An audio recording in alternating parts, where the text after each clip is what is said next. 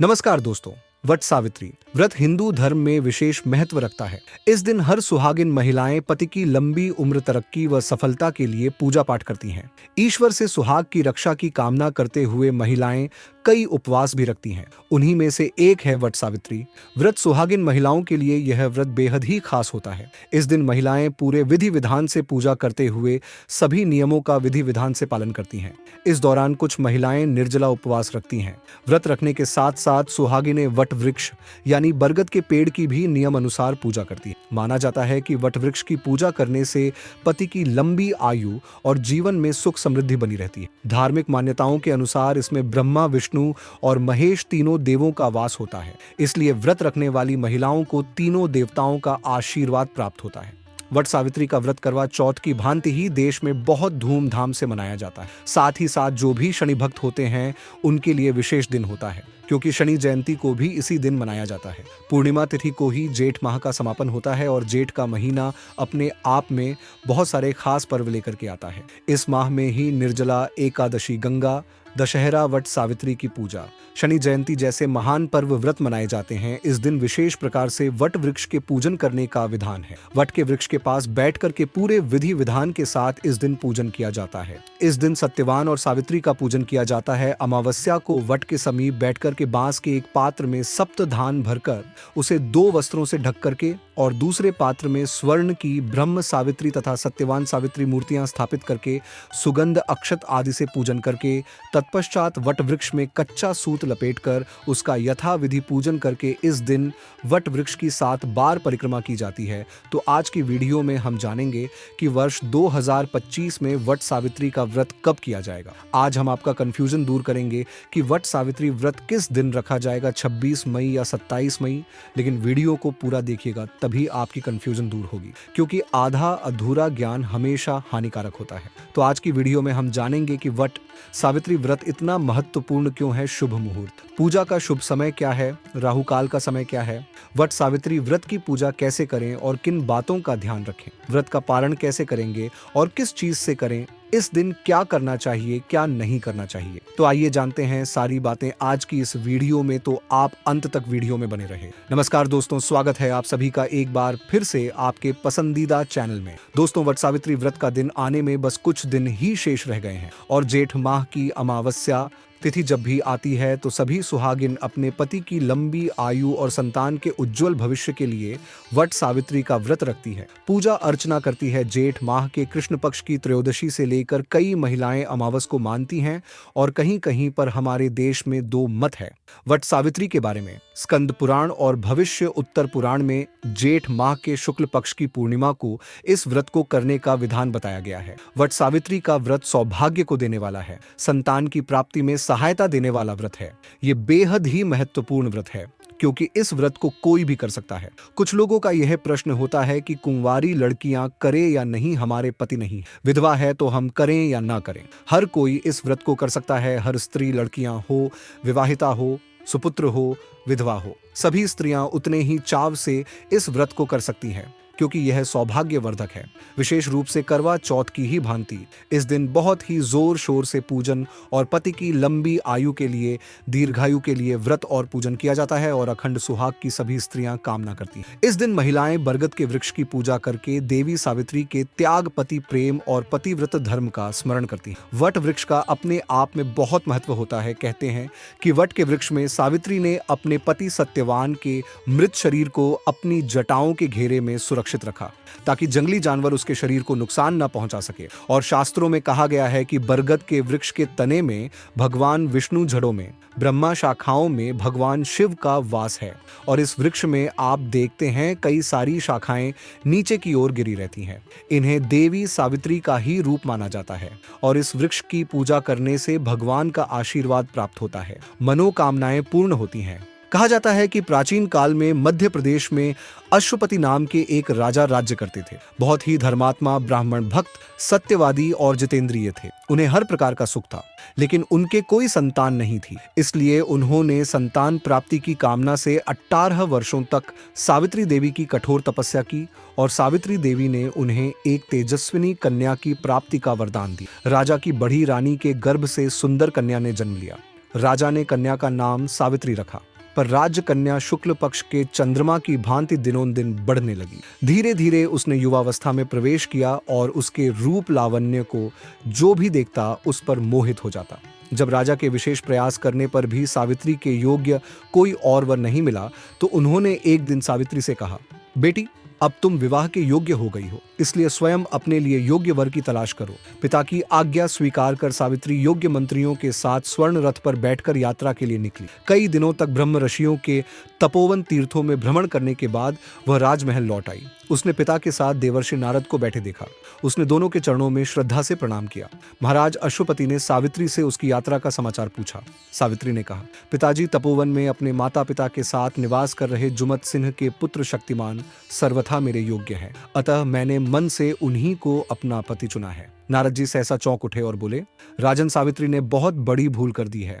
सत्यवान के पिता शत्रुओं के द्वारा राज्य से वंचित कर दिए गए हैं। वह वन में तपस्वी जीवन व्यतीत कर रहे हैं और अंधे हो चुके हैं। सबसे बड़ी कमी यह है कि शक्तिमान की आयु अब केवल 1 वर्ष ही शेष है। नारद जी की बात सुनकर राजा अश्वपति व्यग्र हो गए। उन्होंने सावित्री से कहा, बेटी, अब तुम फिर से यात्रा करो और तुम किसी योग्य व दूसरे वर का चुनाव करो। सावित्री सती थी, उसे दृढ़ता से कहा, पिताजी, सत्यवान चाहे अल्पायु हो या दीर्घायु हो, लेकिन अब वो मेरे पति हैं। अब मैंने उन्हें अपना पति स्वीकार कर लिया। अब मैं किसी दूसरे पुरुष को वर स्वीकार नहीं करूंगी। सावित्री का निश्चय दृढ़ जानकर महाराज अशोकपति ने उसका विवाह सत्यवान से कर दिया। धीरे धीरे से वह समय आ पहुंचा जिसमें सत्यवान की मृत्यु निश्चित थी। सावित्री ने उसके 4 दिन पहले से ही निराहार व्रत रखना शुरू कर दिया। पति व सास ससुर की आज्ञा से सावित्री भी उस दिन अपने पति के साथ जंगल में फल फूल और लकड़ी लेने के लिए गई। अचानक से लकड़ी काटते समय सत्यवान के सिर में भयानक दर्द होने लगा और वह पेट से नीचे उतरकर पत्नी की गोद में लेट गया।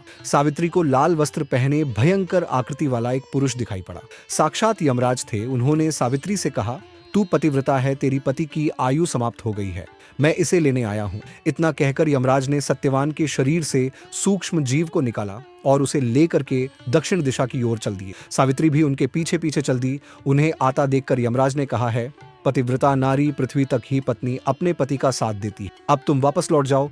उसकी इस बात पर सावित्री ने कहा, जहां मेरे पति रहेंगे मुझे उनके साथ ही रहना है, यही मेरा पत्नी धर्म है। यमराज ने उसे बहुत देवीय विधान समझाया, परंतु वह नहीं मानी, पीछे पीछे चलती रही।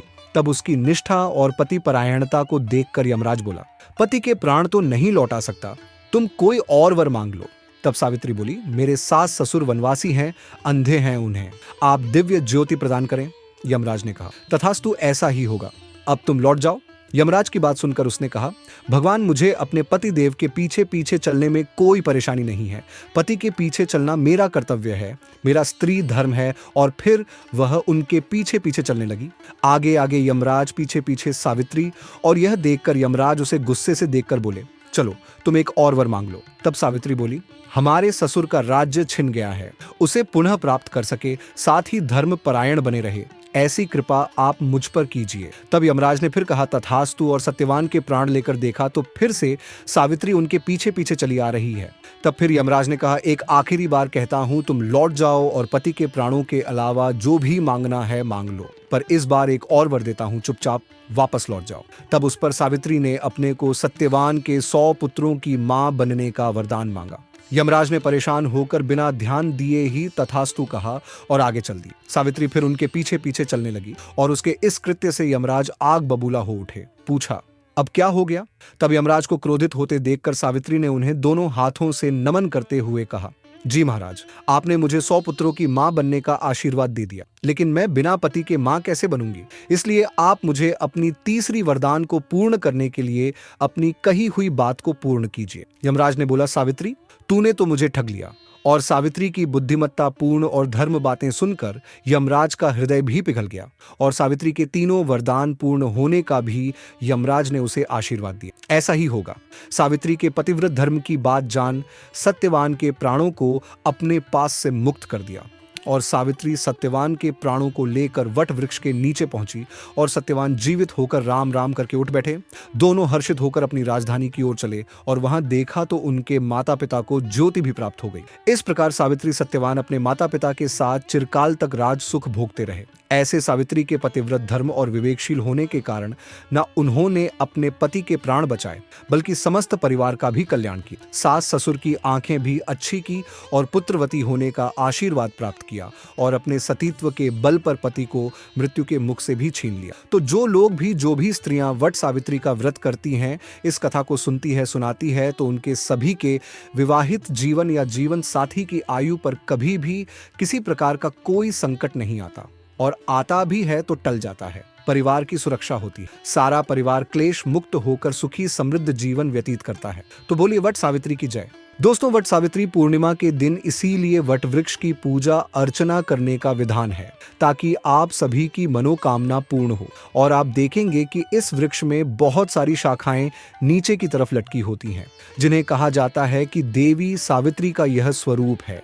वट वृक्ष की जड़ों में ब्रह्मा, तने में भगवान विष्णु, ढालियों में त्रिनेत्रधारी शिव का निवास होता है, और अतः सभी मनोकामनाएं वट सावित्री व्रत से पूर्ण होती हैं। दोस्तों, पुरुष भी जाकर इस दिन वट के वृक्ष की पूजा कर सकते हैं, और अग्नि पुराण में बरगद जो होता है उत्सर्जन को दर्शाता है। तो संतान प्राप्ति के लिए जो इच्छुक महिलाएं हैं, उन्हें तो विशेष रूप से इस व्रत को अवश्य करना चाहिए। बताया जाता है कि इस व्रत में पूजा में भीगे हुए चने जरूर अर्पित करने चाहिए, क्योंकि कहा जाता है यमराज ने चने के रूप में ही सत्यवान के प्राण सावित्री को दिए थे, और सावित्री चने को लेकर सत्यवान के शव के पास आई और चने को सत्यवान के मुख में रखा था। इससे ही सत्यवान पुनः जीवित हुए थे। तो दोस्तों, सभी लोगों को वट सावित्री व्रत अवश्य करना चाहिए। इस दिन सूर्य और देवी छाया के पुत्र शनिदेव का भी जन्म हुआ था। आइए जानते हैं वर्ष 2025 में वट सावित्री का व्रत धारण कब किया जाएगा। लेकिन उससे पहले अभी तक आपने वीडियो को लाइक नहीं किया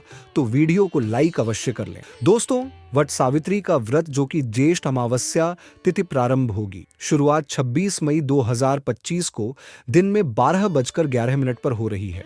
इसका समापन अगले दिन यानी 27 मई 2025 को सुबह 8:31 पर होगा। ऐसे में 26 मई 2025 को वट सावित्री व्रत का व्रत रखा जाएगा। वट सावित्री व्रत के दिन सुबह 8:52 से लेकर 10:25 तक शुभ चौघड़िया मुहूर्त बन रहा है। इसके अलावा सुबह 11:51 से दोपहर 12:46 तक अभिजित मुहूर्त बना रहेगा। वहीं वट सावित्री व्रत के दिन दोपहर में 3:45 से 5:28 तक भी पूजा का शुभ योग बन रहा है। आप इस अवधि में उपासना कर सकती हैं। 26 मई 2025 को वट सावित्री व्रत के दिन भरणी नक्षत्र बन रहा है, जो सुबह 8:23 तक रहेगा। इसके अलावा इस तिथि पर शोभन व अतिगंड योग का संयोग रहेगा। वट सावित्री के दिन अभिजित मुहूर्त सुबह 11:23 से दोपहर 12:42 तक रहेगा। हिंदू धर्म में अमावस्या तिथि का और पूर्णिमा तिथि का बड़ा ही विशेष महत्व माना गया है। इस दिन गंगा स्नान करना, दान पुण्य के कार्य करने का विशेष महत्व माना गया है। और अमावस्या तिथि का दिन जो कि पितरों को प्रसन्न करने के लिए भी यह बड़ा अच्छा दिन माना गया है। इस दिन अपने पितरों के निमित्त श्राद्ध, तर्पण, दान पुण्य के कार्य करने का विशेष महत्व माना गया है। वहीं ज्येष्ठ अमावस्या को वट सावित्री का व्रत धारण किया जाता है। इस दिन वट वृक्ष की पूरे विधि विधान से पूजा अर्चना करनी चाहिए। केसर पूजन करना चाहिए, इससे अनंत फलों की प्राप्ति होती है। इस दिन वट वृक्ष में इन मंत्रों के द्वारा अर्घ्य प्रदान करना चाहिए। मंत्रों का उच्चारण करते हुए सावित्री को अर्घ्य देना चाहिए और श्लोक पढ़कर वट वृक्ष की प्रार्थना करनी चाहिए। वट सावित्री के व्रत में 3 दिनों तक नियम पालन करना चाहिए। यदि सामर्थ्य न हो तो त्रयोदशी को रात्रि भोजन, चतुर्दशी को अयाचित और अमावस्या को उपवास करके शुक्ल प्रतिपदा को व्रत को संपन्न करना चाहिए। इस प्रकार व्रत को धारण करने से सौभाग्य अटल होता है, दाम्पत्य जीवन खुशहाल होता है, पुत्र पौत्र धन समृद्धि की होती है। इस समय आपको शनि मंदिर जाकर शनि देव की उपासना करनी चाहिए। सरसों का तेल चढ़ाए शनि देव को, या फिर जो भी आप उनके निमित्त काली चीजें अर्पित करना चाहते हैं, काले तिल आदि अर्पित कीजिए। ओम शम शनिश्चराय नमः का जाप कीजिए। मित्रों, ज्योतिष शास्त्र में बताए गए कुछ विशेष उपायों को करने से अखंड सौभाग्य का आशीर्वाद प्राप्त होता है। ऐसे में चलिए जानते हैं कि इस दिन कौन से उपाय करने चाहिए। वट सावित्री व्रत के दिन पुरुषों को पीपल और महिलाएं को वट वृक्ष की 108 बार परिक्रमा करनी चाहिए। साथ ही इस दौरान लाल रंग का कच्चा सूत पेड़ पर लपेटें। ऐसा करने से वैवाहिक जीवन में मधुरता आती। ज्योतिषियों के अनुसार वट सावित्री के दिन जरूरतमंदों को बेल के पेड़ के नीचे खीर का भोजन कराना चाहिए। ऐसा करने से पति को लंबी उम्र का आशीर्वाद प्राप्त होता है और तरक्की के योग बनते हैं। वट सावित्री के दिन बरगद के पत्ते पर स्वास्तिक बनाएं और इस पर चावल के कुछ दानों के साथ एक सुपारी रखें। फिर इसे धन की देवी लक्ष्मी को अर्पित करें।